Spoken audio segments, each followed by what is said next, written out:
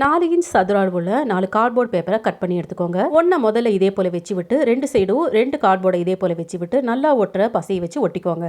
அதுக்கப்புறமா இன்னொரு கார்ட்போர்டை எடுத்து அந்த சைடு ஒட்டிக்கோங்க. இன்னொரு சின்ன கார்ட்போர்டை எடுத்து இதே போல் சாய்வாக ஒட்ட வச்சுக்கோங்க. மறுபடியும் ஒரு கார்ட்போர்டை கட் பண்ணி எடுத்து இதுக்குள்ளே டைட்டாக ஃபிட் ஆகிற மாதிரி ஒட்ட வைக்க வேண்டாம், நல்லா ஃபிட் பண்ணி விட்டுக்கோங்க. அதுவும் சாய்வாக இதே போல் வச்சு விட்டுக்கோங்க. மறுபடியும் சின்ன கார்ட்போர்டை கட் பண்ணி எடுத்து இந்த சைடு வச்சு விட்டுக்கோங்க. அதுக்கப்புறமா சின்ன கார்ட்போர்டை இதே போல் வச்சு விட்டு அங்கேயும் ஒட்ட வச்சுக்கோங்க. மறுபடியும் 4 இன்ச் ஸ்கொயர் பேப்பரை அந்த கீழே இந்த மாதிரி கேப் வர மாதிரி மேலேயும் கீழேயும் அந்த 2 சைடும் ஹோல்ஸ் போட்டு விட்டு இதே போல் ஒட்ட வச்சுக்கோங்க. அதே அளவில் கார்ட்போர்டை கட் பண்ணி இதே போல் ஹோல்ஸ் போட்டு விட்டுக்கோங்க. இப்படி நம்ம காயின் போடும்போது அந்த சின்ன ஸ்கொயர் மேலே தான் நிற்கும். அதுக்கப்புறமா லைட்டாக இதே போல் தள்ளி விடும்போது இந்த ஹோல்ஸ் வழியாக வந்துடும். இப்போ இந்த கார்ட்போர்டை நம்ம ஒட்ட வச்சுக்கலாம். கலர் A4 ஷீட்டோ இல்லை ஒயிட் A4 ஷீட்டோ எடுத்து அந்த பாக்ஸை நல்லா இதே போல் கவர் பண்ணிக்கோங்க, அதாவது ஒட்ட வச்சுக்கோங்க. இப்போ அந்த ஹோல்ஸில் இதே போல் நம்ம முதல்ல ஹோல்ஸ் போட்டு விட்டுக்கலாம்.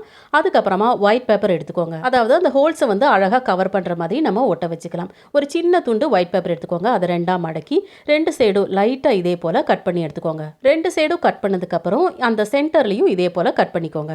இப்போ நீங்கள் ஓப்பன் பண்ணி பார்த்தீங்கன்னா உங்களுக்கு இந்த மாதிரி இருக்கும். இதை அந்த ஹோல்ஸ்லாம் ஒட்ட வச்சுக்கலாம். இதில் நம்பர் பிளேட்டு, அந்த காயின், இந்த மாதிரியெல்லாம் பேப்பரில் எழுதி ஒட்ட வச்சுக்கலாம். இப்போ இதில் காயினை போட்டு சின்ன கார்ட்போர்டில் கார்டுன்னு எழுதி இன்சர்ட் பண்ணிங்கன்னா அந்த காயின் வெளியில் வந்துடும். வெளியில் இருக்கிற கார்ட்போர்ட் மட்டும்தான் 4 இன்ச்சு, உள்ளே வைக்கிற அந்த கார்ட்போர்டு எல்லாமே அதை விட கம்மியான அளவுகள் தான். தேங்க்யூ.